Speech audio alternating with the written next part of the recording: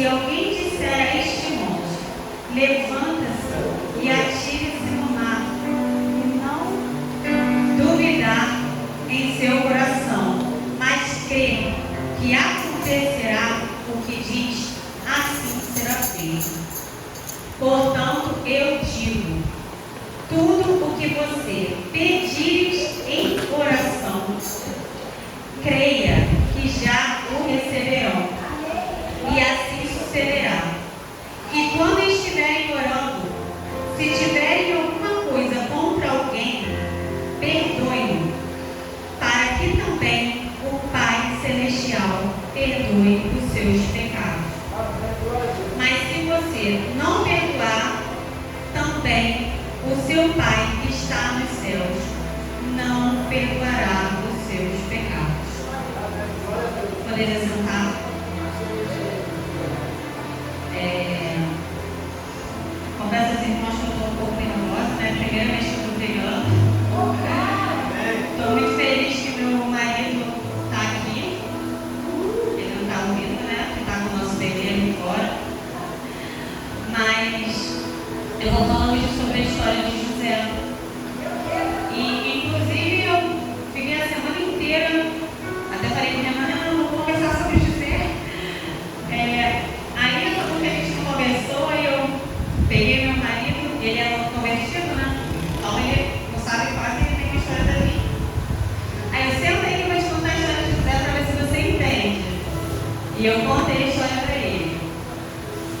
Mas ele fez meditar que José, ele nasceu de um milagre.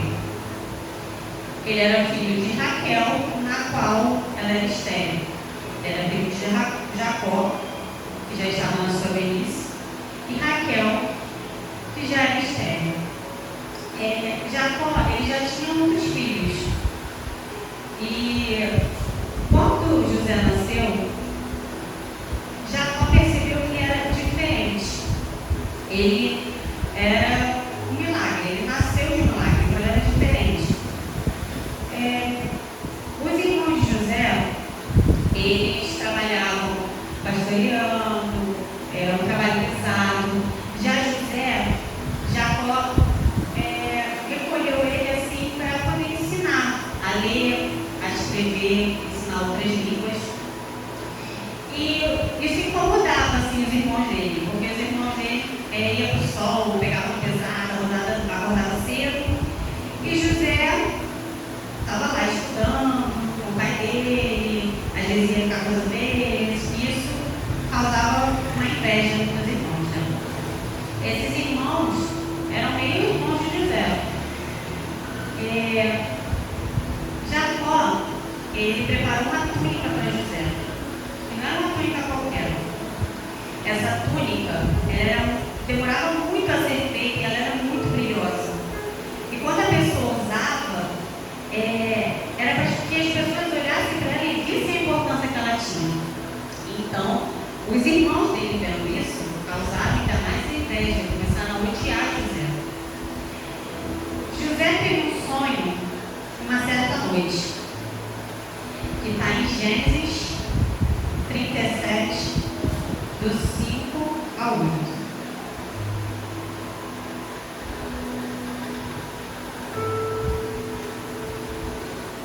Certa vez, José teve um sonho, e quando contou aos seus irmãos, eles passaram a odiá-lo ainda mais. Ouçam o sonho que tive, disse-lhes. Estávamos armando os feixes de trigo no campo, quando o meu feixe se levantou e ficou de pé, e os seus feixes se ajuntaram ao redor de mim e se curvaram diante dele. Seus irmãos então disseram: então você irá reinar sobre nós? Quer dizer que você vai governar? E odiaram ainda mais por causa do sonho que ele tinha dito. Depois teve outro sonho e contou aos seus irmãos. Tive outro sonho, e dessa vez o sol, a lua e 11 estrelas se curvaram diante de mim. Quando contou ao pai e aos seus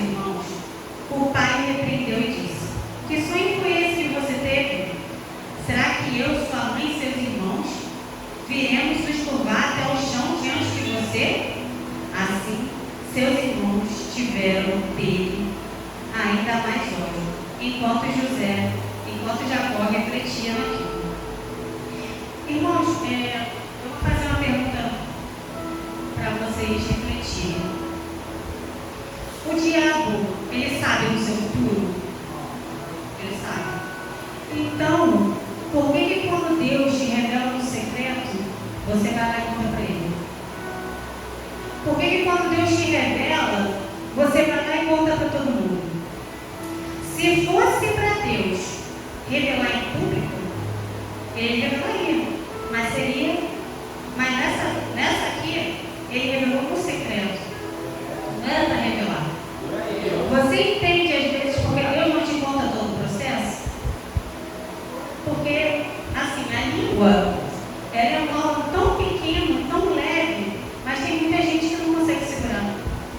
E às vezes acaba tardando, sabe por quê? Porque o inimigo, sabendo dos sonhos, das promessas que Deus fez para você, ele cria armadilhas.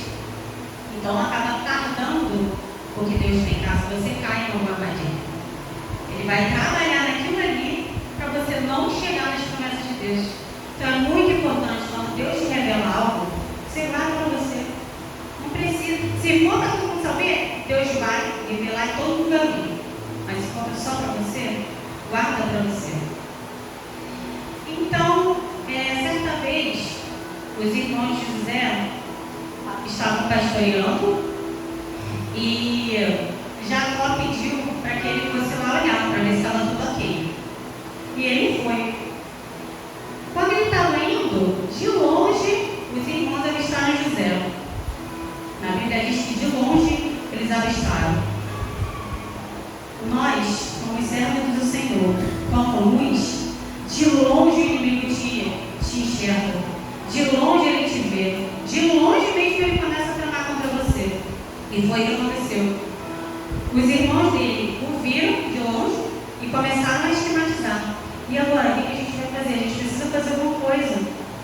Nosso pai só quer saber dele. Ele é o preferido. Chega disso. Aí ele falou, não, vamos matar. Aí o outro falou, não, vamos matar, não vamos sujar de mão de sangue. Vamos tacar ele dentro do poço. E falar para o nosso pai que um animal devorou ele. Aí, isso fizeram. José chegando lá para ver se eles estavam bem, estava tudo. Eles pegaram José, arrancaram a túnica de José e tacaram ele dentro do poço. Isso, eles ficaram pensando, o que a gente vai fazer? Aí nós só deixar ele ali, vamos ganhar alguma coisa com isso. Eles decidiram vender José por 20 peças de prata para os midianitas.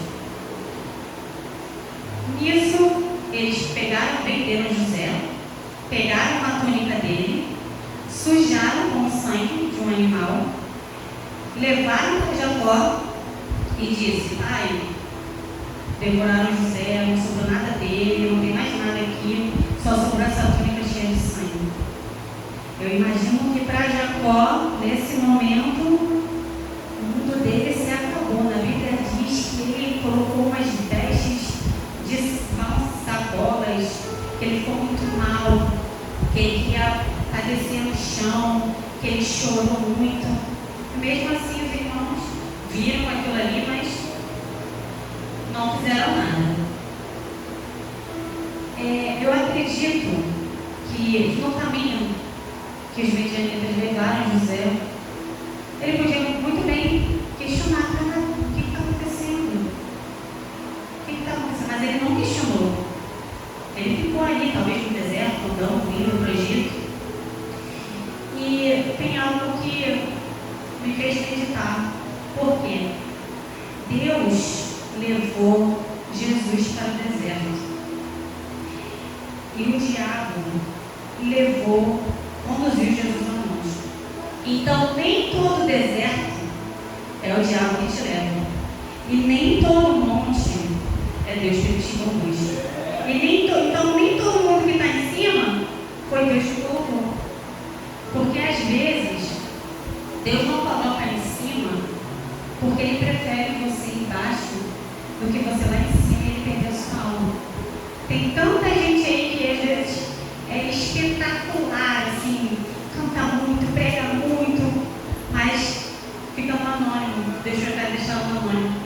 Deus prefere mantê-la no anônimo, ganhar uma dela, do que botar ela famosa no alto e perder. Então, os medianitas levaram José para o Egito. E lá estava Potifar. Ele era oficial do faraó e capitão de guarda. É assim, eu fico pensando, por que Deus escolheu José? Em nenhum momento, até então, José se vitimizou. Independente do que aconteceu com ele, ele não mudou. Mesmo diante de humilhação, de perseguição, de rejeição dos irmãos, de abandono, traição, ele não mudou. Ele tinha um caráter que agradava a Deus. Quem é você quando está passando pelo deserto? O seu caráter agrada a Deus quando você está passando pelo deserto? Tem uma palavra, uma frase que muita gente usa. Os humilhados serão exaltados. Mas onde está escrito isso na Bíblia? Que os humilhados serão exaltados. Tem muita gente que fala isso. Os humilhados serão exaltados. Fui humilhado e você exaltado. Não. Na Bíblia está aquele que se humilha. Tem diferença, né? Tem muita diferença. Uma simples palavra tem muita diferença. Uma coisa é você me abater. Outra coisa é eu mesmo no salto decidir descer sem que você tenha que me mandar. Na Bíblia diz: pois todo aquele que a si mesmo se exalta será humilhado, e todo aquele que a si mesmo se humilhar será exaltado. Tem muita diferença. Tem pessoas até que acreditam que sejam humilhadas e Deus exalta, né? Até acredito que tem. Mas muito mais aquele que se humilha. Venderam então José para Potifar, que era o oficial do faraó. Quando ele chegou então, onde estava Potifar, onde morava, né, Potifar, tudo que José tocava, tudo que José tocava, ele prosperava. Potifar mandava ele arrumar uma coisa, ele fazia da melhor forma.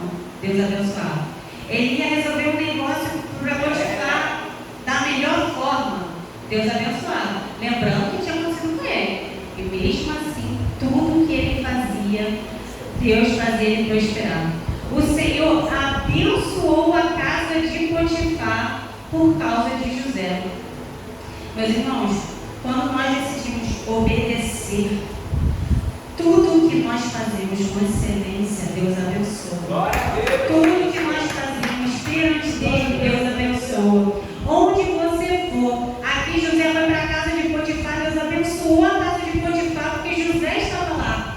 Então você, que é servo do Senhor, que obedece aonde você vai, Deus faz prosperar, Deus abençoa.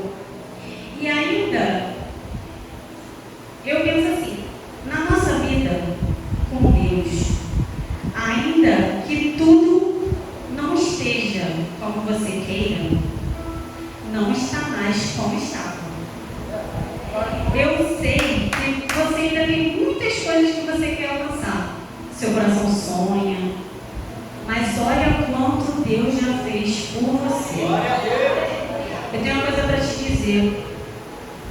O diabo, ele te odeia. Ele te odeia. Se fosse por ele, vocês nem estavam mais aqui. Vocês sabem disso. Nem estavam. Mas não adianta. Porque Deus fala: eu te guardo, eu te protejo, eu sou o seu Deus da sua vida. Confia. Por mais que o inimigo tente contra você, confia.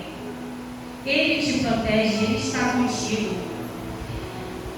Então, voltando para José, ele estava lá, tudo prosperava, tudo que ele tocava, tudo muito bom. E na Bíblia diz que além de ele ser muito inteligente, que ele falava em egípcio, ele era bonito, era um cara bonito. E abriu os olhos da mulher de Potifar. Então ela tentou se chegar a ele. Para onde ele ia, ela ia atrás. Para onde ele ia, ela ia atrás. E ele correndo para lá, correndo para cá, correndo para lá. Teve uma hora que ela falou: "Eu quero ficar com você." E ele falou: "Como isso? Potifar me deu ordens aqui, tudo aqui é sob meu comando, tudo que eu falo aqui ele me escuta. A única coisa que eu não me achego é você, que você é a mulher dele. Como poderia eu traí-lo e ainda pecar contra Deus?" O que José fez? Ela não aceitou e partiu para cima dele. Mesmo assim, o inimigo é assim. O inimigo não manda para você qualquer coisinha, não. Se você está lá, você é casado, ele sabe como é que é seu gosto e vai mandar melhor. Se você também é casado, vai aparecer aquele que você está pensando: "Ai, quando você fala algo assim, ai, poxa, meu marido é assim, mas eu queria um tal, o diabo escuta, opa, manda para você." Nisso, ela atacou José. O que ele fez? Saiu correndo. Ele saiu correndo.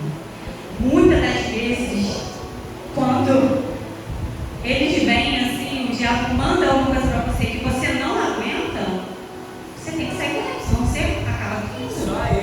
Você sai correndo, você vai para perto de alguém. "Ai, meu Deus, não posso fazer isso, preciso ficar perto de alguém." Vai para perto de alguém, está vendo uma pessoa ali, não, sai correndo. Não satisfeita, quando ele saiu correndo, ela pegou a roupa dele, rasgou a roupa dele, ficou com a roupa dele e começou a gritar. Gritando, aí chegaram os criados lá, o que acontecendo, aí ela, ele tentou me seduzir, tentou ficar comigo. Lógico que não dá ouvidos a ela, né? E o inimigo é assim, o inimigo é sujo. Por mais que você corra, ele vai te acusar. Agora, você sabe quem você é, você sabe como você está com Deus. E ela, então, esperou Potifar chegar e contou para ele. Potifar, do outro lado, acreditou na mulher. O que ele fez?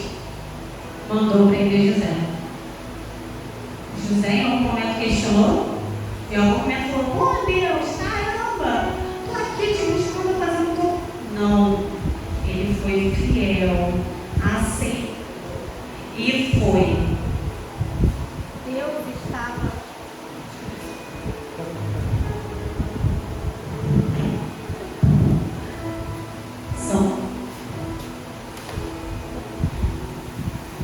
Amém. Deus estava com José. E o Senhor concedeu até simpatia para o carcereiro da prisão, para que ele fosse bem simpático e manso com José. O Senhor tocou no coração dele para que ele fosse assim, tratasse José muito bem. Então José chegou lá, não teve problema nenhum. O carcereiro falou: "Olha, pode me ajudar aqui, pode comandar ali, faz isso, eu não posso te soltar, mas aqui você vai ficar aqui." E José se tornou responsável por tudo, que mesmo na prisão, tudo que ele fazia prosperava. Então até as pessoas que estavam lá na prisão, caramba, ajuda aí, ordena aí, fica responsável por isso aí. Então, José tinha um dom de Deus, que era de revelações. E chegou então um copeiro e um padeiro para serem presos, porque eles ofenderam o rei do Egito e foram presos. Chegando lá, eles estavam meio assim, cabisbaixo, triste, passaram um dia. E José então vai perguntar: "O que está acontecendo? Vocês estão assim?" Ele falou: "Estou tendo um sonho nessa noite, não sei o que é, não sei qual o significado." Então José falou: "Me fala qual é o seu sonho." Que Deus revela, Deus me usa através de mim para revelar. Então ele revelou o sonho do copeiro, ele resumindo, ele falou para o copeiro que ele seria liberto em 3 dias, estaria oferecendo um cálice para o faraó, e que quando ele saísse, ele falou: lembra-te de mim quando você sair daqui. Lembra que eu tenho esse dom, fala para ele que ele possa me tirar daqui. Não esquece. Não, tudo bem, obrigada. Isso acontece muito, né? A gente ajuda, faz, ora, fala, tal. E as pessoas, quando conseguem alguma coisa, simplesmente se esquecem, simplesmente não estão nem aí, simplesmente vão viver elas. E nem aí se você se esforçou ou não para ajudar ela. Continua. E o padeiro também estava tendo sonhos e ele revelou. Sendo que ele falou: olha, em 3 dias você vai ser devorado. Falou assim mesmo nele: vão te tirar daqui, você vai morrer, vão te devorar. E assim aconteceu. Em 3 dias aconteceu. Sendo que o copeiro saiu e não lembrou de José. Simplesmente saiu. E ele ficou 2 anos preso, injustamente, por algo que ele não fez. E eu pergunto: vocês acham que nesses 2 anos ele questionou a Deus? Em algum momento ele falou: por que eu estou passando por isso? Eu penso que ele pensava assim: eu tenho certeza que Deus tem propósito. Eu tenho certeza que eu estou aqui e Deus vai fazer algo. Precisamos entender que quando Deus te deixa sem saída, quando você pensa: ai, agora acabou, humanamente não tem mais jeito, humanamente não tem mais saída, o que eu vou fazer? Agora não tem mais jeito. É nessa hora, quando não tem mais jeito, que Deus começa a fazer os milagres. Sabe por quê? Ele precisa te deixar sem saída para você conhecer o Deus que faz milagres. Como é que você vai conhecer o Deus que faz milagres se você não ficar sem saída? Então, se nessa hora você chegar, não tem mais jeito, não tem o que fazer, mas agora eu tenho certeza que Deus vai fazer. Deus está dizendo: persevere, permaneça, não desista, não retroceda, não se compare, não desanima, não olhe para o lado. Porque depois que você fizer o que eu te pedi, eu vou cumprir o que eu te prometi. Então, vou até falar uma coisa que aconteceu comigo, bem rapidinho. Teve uma época, ano passado, eu queria me mudar, eu queria sair de onde eu estava. Eu não queria mais falar, sabia que não era mais para falar, mas eu não sabia como fazer, o que eu ia fazer, por onde fazer. E eu passava: caramba, o que eu vou fazer? E agora para onde eu vou? Aí, do nada, chega a pastora Ivonete lá na minha casa, cheia de caixa, muita caixa. Aí eu: meu Deus. Aí ela: Diana, embala tudo, porque você tem que agir com fé. Depois que você embalar, agir com fé, não tem mais saída, Deus vai agir. E eu embalei e me mudei. Então, existem pessoas que quando Deus libera uma palavra, ela não fica presa naquela dor dizendo: como vai ser? O que vai ser? Como Jesus vai fazer? Deus liberou o que vai fazer. Mas tem pessoas que quando Deus libera, quando Ele fala: vou curar, vou salvar, vou levantar, ela já se comporta como se tivesse tudo pronto. Ela já se comporta como se estivesse vivendo a promessa. E foi o que aconteceu comigo. Comigo eu voltei como se eu estivesse com casa, para me mudar. Eu simplesmente embalei tudo e me mudei. Sua vida não muda quando você descobre o problema, mas quando você decide resolver esse problema. 2 anos depois, José lá, Faraó teve um sonho. E ele chamou os magos, chamou os sábios, mas ninguém sabia desse sonho dele. Então, aí o copeiro lembrou, 2 anos depois, e caramba, José, ele revelou meu sonho, aconteceu. Aí ele contou para o faraó: pô, tem um hebreu lá que revelou meu sonho comigo, contou para ele, e aconteceu. Na mesma hora o faraó falou: mande trazê-lo até mim. Por que será que o copeiro não lembrou de José antes? Ele não podia lembrar de José antes. José foi levado para fora no momento certo, no momento que Deus determinou para ele. Se não fosse aquele momento, não teria acontecido o que mais na frente vai acontecer com José. Então, ele chegou lá, e o faraó falou: me falaram que você revela sonhos, eu tenho sonhos aqui, queria saber. E ele falou: isso não depende de mim, mas Deus dará a resposta. Então o faraó foi, falou o sonho dele, teve 2 sonhos. Um ele sonhou, ele negociou, depois ele sonhou de novo, ele perguntou para José. E aí? José disse: os 2 sonhos são um só. 7 anos no Egito terá muita fartura. Depois disso, mais 7 anos haverá muita fome. E eu não sei se o Egito vai sobreviver a isso. Então o faraó pensou: aí, então o que eu faço? José, você tem que ver um homem de confiança para poder coordenar isso. O faraó disse: não vejo ninguém mais inteligente que você para fazer isso. O faraó entregou agora toda a terra do Egito para José. Depois de Faraó era José. Então, assim, né? Ele coordenou tudo, virou governador do Egito. E ele assim fez. Passou os 7 anos de bonança e depois os 7 anos de fome. O que ele fez? Nos 7 anos de bonança, ele fez um estoque. Ele foi guardando a comida para quando chegar 7 anos de fome, poder vender, poder dar para o povo. Então, assim foi. Chegou 7 anos de fome.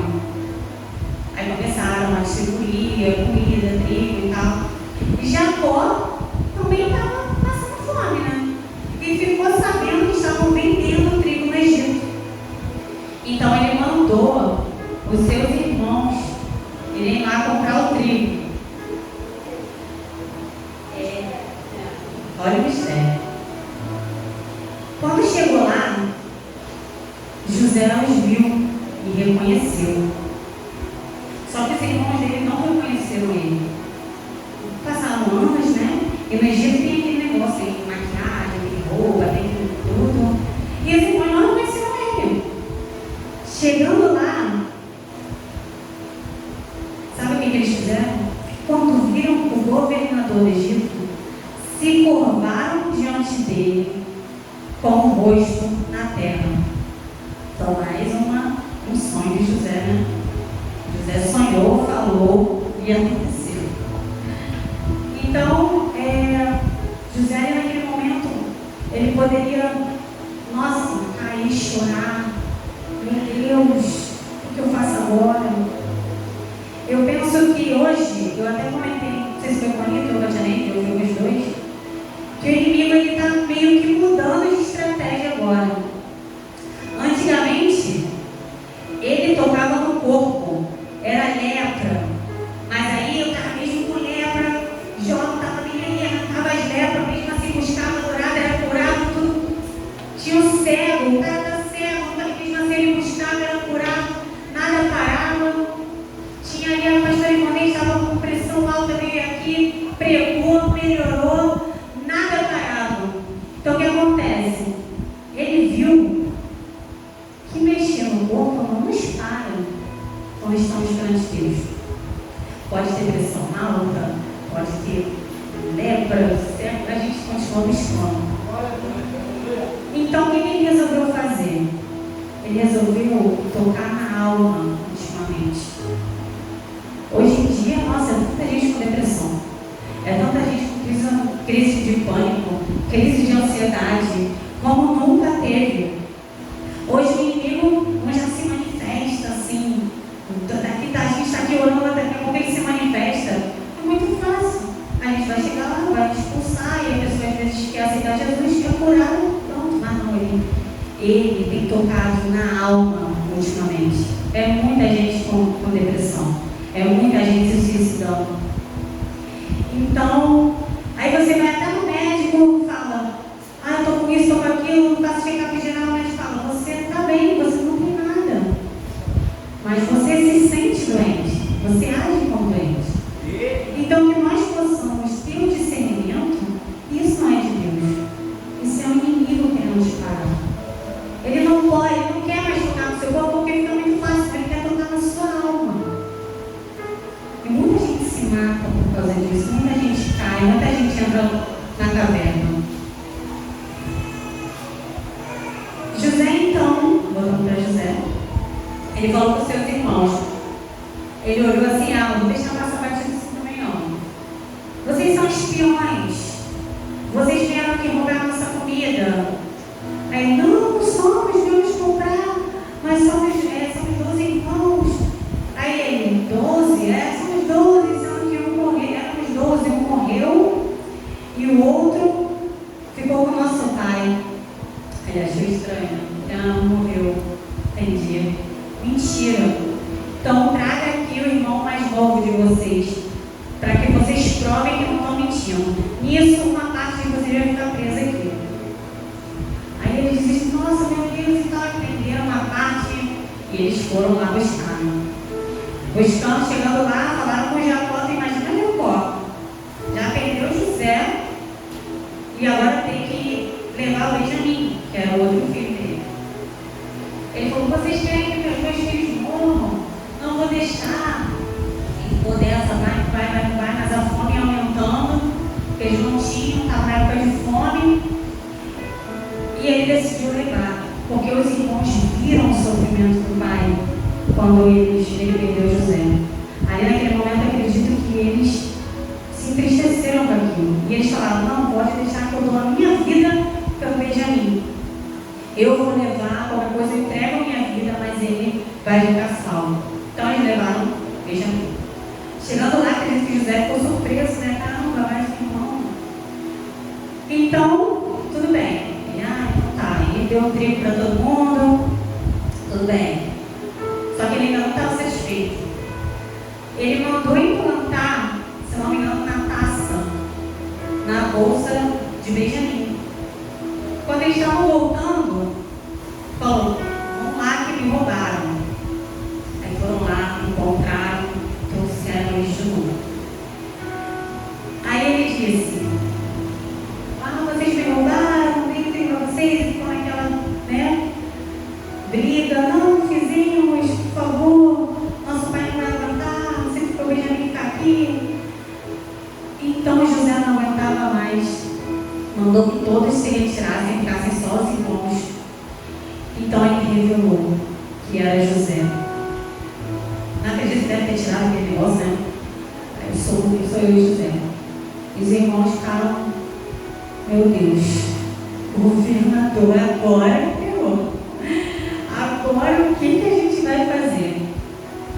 José chorou e ele disse, porém, não se aflijam, pois Deus me enviou aqui para salvar vidas do Egito. Não foram vocês que me enviaram para cá, mas sim o próprio Deus. Deus me tornou ministro de Faraó. Deus me fez o Senhor do Egito. Então não foi vocês. Vocês só me ajudaram. Foi Deus que me enviou aqui. Então, tudo tem um propósito. A gente está passando um momento, a gente não entende. Mas não podemos questionar. Deus sabe o que está fazendo. José foi lá para salvar vidas. José foi governador. Foi segundo braço de Faraó. Existe uma frase na Bíblia que se repete 365 vezes na Bíblia. Sabe essa frase? Não temas. Deus, todos os dias, está dizendo para você: não temas, não temas, não temas. Dia 1º, não temas. Dia 2º, não temas. 365 dias, Deus está falando para você: não temas. Aí tem pessoas que perguntam assim: quantas horas eu tenho que orar? Será que eu tenho que orar 12 horas, 24 horas? Tem que fazer jejum de 3 dias? Quantas horas eu tenho que orar? O que eu preciso fazer para isso acontecer? Irmãos, você pode orar 24 horas. Se você não obedecer, nada vai acontecer. Aí sabe o que vai acontecer? Vai vir um novo convertido na igreja, vai orar 5 minutos, vai obedecer, vai ouvir a voz de Deus, Deus vai fazer um mover na vida dele, e ele, puf, a bênção caiu sobre ele. Aí eu falo: mas Deus, eu sou tua serva, eu estou viajando na igreja, estou louvando, estou pregando, estou falando, se você fosse minha serva, você estaria me obedecendo. E você já estaria cansada de ver a minha glória na sua vida. Mas, então, certamente me perguntaram, né? Por que eu não adoro outro Deus? Por que eu acho que Deus é soberano? Acho não, tenho certeza. Por que você não adora Buda? Porque se você for lá na América, no túmulo de Buda, vai estar escrito: aqui jaz os ossos de Buda. Por que você não adora o Papa? Porque se você for no Vaticano, vai estar lá no túmulo escrito: aqui jaz os ossos de João Paulo II. Por que você não adora o fundador dos Testemunhos de Jeová? Porque se você for na América, vai estar escrito: aqui jaz os ossos de Charles Taze Russell. Mas, meus irmãos, eu fui em Jerusalém e eu entrei no túmulo de Jesus. E sabe o que está escrito? Já não está mais entre os mortos a quem procura. Ele ressuscitou. É por isso. Ele ressuscitou. Deus, tem uma frase também que as pessoas falam: Deus não está demorando, Deus está caprichando. Olha, Deus não precisa de tempo para caprichar naquilo que Ele pode fazer na noite do dia. Deus não precisa de tempo para fazer o que te prometeu. Deus está te dando tempo para se preparar para receber o que Ele te prometeu, o que está por vir. O tempo do processo não é o tempo que Deus precisa para gerar milagres. É o tempo que Ele está te dando para você se preparar para o milagre que está por vir. Quando você estiver preparado, obedecendo, o milagre cai sobre a sua vida. Cumpra a missão com fidelidade. Não reclame das adversidades. José foi preso, injustiçado, permaneceu fiel. E eu te pergunto: quem é você no deserto? Qual é a escolha que você faz durante a provação? Quando você é frustrado, quando você é traído, quando você está doente, quem é você nesse momento no deserto? Você obedece ou você murmura? Então que possamos meditar nessa palavra e possamos obedecer para que os milagres de Deus recaiam sobre a nossa vida. Amém?